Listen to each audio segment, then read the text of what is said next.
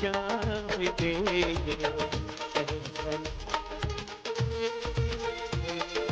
इस दिन से तू रूठ गया, तेरी कसम दिल टूट गया। और जब ऐसे चिकने चेहरे तो कैसे न नजर फिसले, तो कैसे नमस्कार, बॉली मिथ देख रहे हैं आप। आपके साथ मैं हूं कृतिका सूर्यवंशी।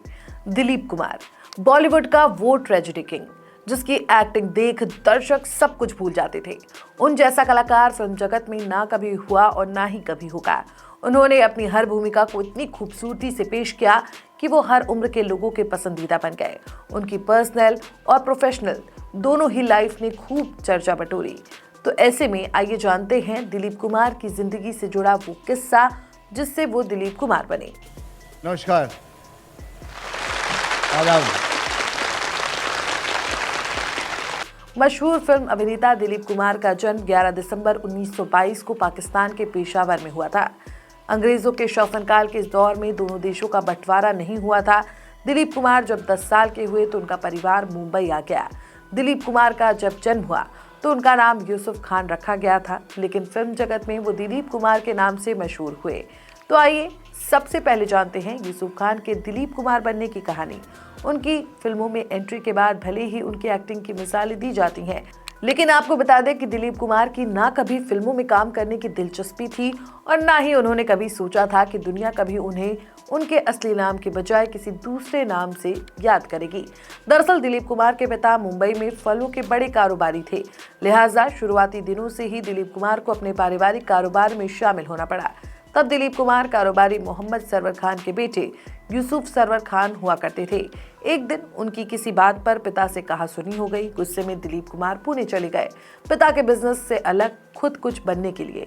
क्योंकि उनकी इंग्लिश अच्छी थी, इसी के चलते उन्हें पुणे के ब्रिटिश आर्मी के कैंटीन में असिस्टेंट की नौकरी मिल गई, जहां उन्होंने अपना सैंडविच काउंटर खोला, जो अंग्रेज सैनिकों के बीच काफी लोकप्रिय हो गया था। लेकिन इसी कैंटीन में एक दिन एक आयोजन में भारत की आज़ादी की लड़ाई का समर्थन करने के कारण उन्हें गिरफ्तार कर लिया गया और उनका काम बंद हो गया। अपने इन अनुभवों का जिक्र दिलीप कुमार ने अपनी आत्मकथा the substance and the show में भी किया है। इसके बाद यूसुफ खान फिर से मुंबई लौट आए और पिता के साथ उनके बिजनेस में ही लग गए। ऐसे ही एक दिन उनको किसी काम के लिए दादर जाना था। वो चर्च गेट स्टेशन पर लोकल ट्रेन का इंतजार कर रहे थे। तभी उन्हें वहां साइकोलॉजिस्ट डॉक्टर मसानी मिल गए। डॉक्टर मसानी बॉम्बे टॉकीज की मालकिन देविका रानी से मिलने जा रहे थे। उन्होंने यूसुफ खान से कहा कि चलो, क्या पता तुम्हें वहां कोई काम मिल जाए। पहले तो यूसुफ खान ने जाने से मना कर दिया, लेकिन मूवी स्टूडियो में पहली बार जाने को लेकर वो भी एक्साइटेड हो गए और देविका रानी से मिलने के लिए तैयार हो गए। उन्हें क्या मालूम था कि उनकी किस्मत बदलने वाली है। इसका भी जिक्र दिलीप कुमार ने अपनी आत्मकथा the substance at the show में किया है। उन्होंने लिखा, वो लोग उनके कैबिन में पहुंचे तब उन्हें देविका रानी गरिमामयी महिला लगी। डॉक्टर मसानी ने दिलीप कुमार का परिचय कराते हुए देविका रानी से उनके लिए काम की बात की। देविका रानी ने दिलीप कुमार से पूछा कि क्या उन्हें उर्दू आती है। दिलीप कुमार हाँ में जवाब देते उससे पहले ही डॉक्टर मसानी देविका रानी को उनके परिवार और फलों के कारोबार के बारे में बताने लगे। इसके बाद देविका रानी ने दिलीप कुमार से पूछा कि क्या तुम एक्टर बनोगे। इस सवाल के साथ साथ देविका रानी ने उन्हें 1250 रुपए मासिक की नौकरी ऑफर कर दी। डॉक्टर मसानी ने दिलीप कुमार को इसे स्वीकार कर लेने को इशारा किया, लेकिन दिलीप कुमार ने देविका रानी को ऑफर के लिए धन्यवाद देते हुए कहा कि उनके पास ना तो काम करने का अनुभव है और ना ही सिनेमा की समझ। तब देविका रानी ने दिलीप कुमार से पूछा कि तुम फलों के कारोबार के बारे में कितना जानते हो। दिलीप कुमार का जवाब था, जी मैं सीख रहा हूँ। देविका रानी ने तब दिलीप कुमार से कहा कि जब तुम फलों के कारोबार और फलों की खेती के बारे में सीख रहे हो तो फिल्म मेकिंग और अभिनय भी सीख लोगे। साथ ही उन्होंने ये भी कहा, मुझे एक युवा गुड लुकिंग और पढ़े लिखे एक्टर की जरूरत है। मुझे तुम में एक अच्छा एक्टर बनने की योग्यता दिख रही है। साल 1943 में 1250 रुपए की रकम कितनी बड़ी होती थी, इसका अंदाजा इस बात से भी लगाया जा सकता है कि दिलीप कुमार को ये ऑफर सालाना लगा। उन्होंने डॉक्टर मसानी से इसे दोबारा कंफर्म करने को कहा। जब मसानी ने उन्हें देविका रानी से कंफर्म करके बताया कि ये 1250 रुपए मासिक ही है, तब जाकर दिलीप कुमार को यकीन हुआ और वो इस ऑफर को स्वीकार करके बॉम्बे टॉकीज के अभिनेता बन गए और बॉम्बे टॉकीज में शशिधर मुखर्जी और अशोक कुमार के अलावा दूसरे नामचीन लोगों के अभिनय की बारीकियां सीखने लगे। एक सुबह जब वो स्टूडियो पहुंचे तो देविका रानी ने उन्हें अपने कैबिन में बुलाया और कहा, यूसुफ, मैं तुम्हें जल्द से जल्द एक्टर के तौर पर लॉन्च करना चाहती हूँ। ऐसे में ये विचार बुरा नहीं है कि तुम्हारा एक स्क्रीन नेम हो, ऐसा जिसे दुनिया तुम्हें जानेगी और ऑडियंस तुम्हारी रोमांटिक इमेज को उससे जोड़कर देखेगी। मेरे ख्याल से दिलीप कुमार एक अच्छा नाम है। जब मैं तुम्हारे नाम के बारे में सोच रही थी तो ये नाम अचानक मेरे दिमाग में आया।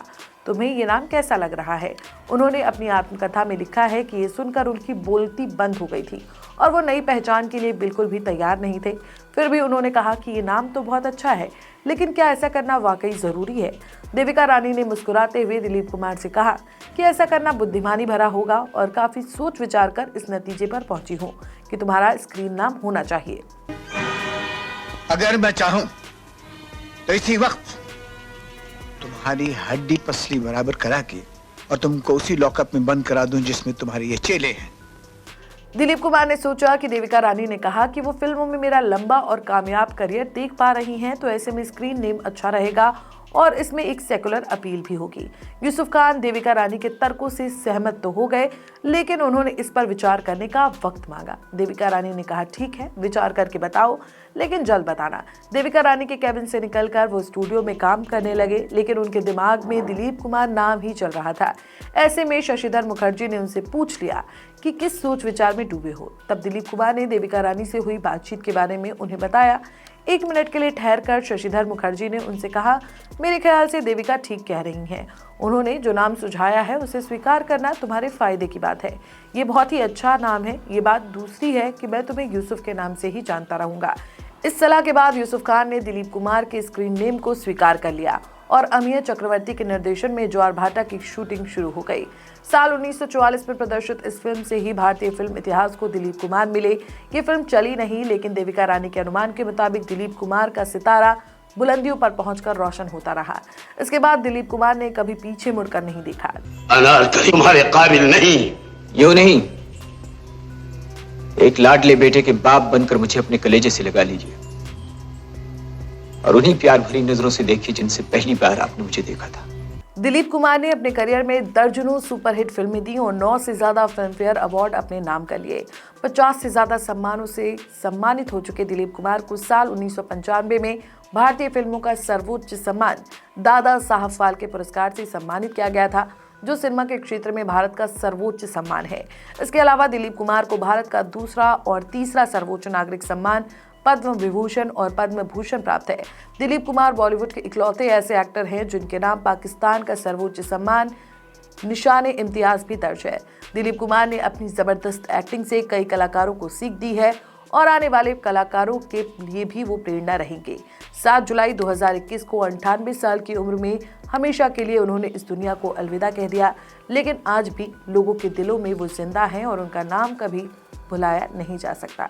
इसी के साथ इस वीडियो में इतना ही। ऐसी और वीडियोस के लिए देखते रहे story hub. For latest Bollywood news and updates, please subscribe to Bollymyth.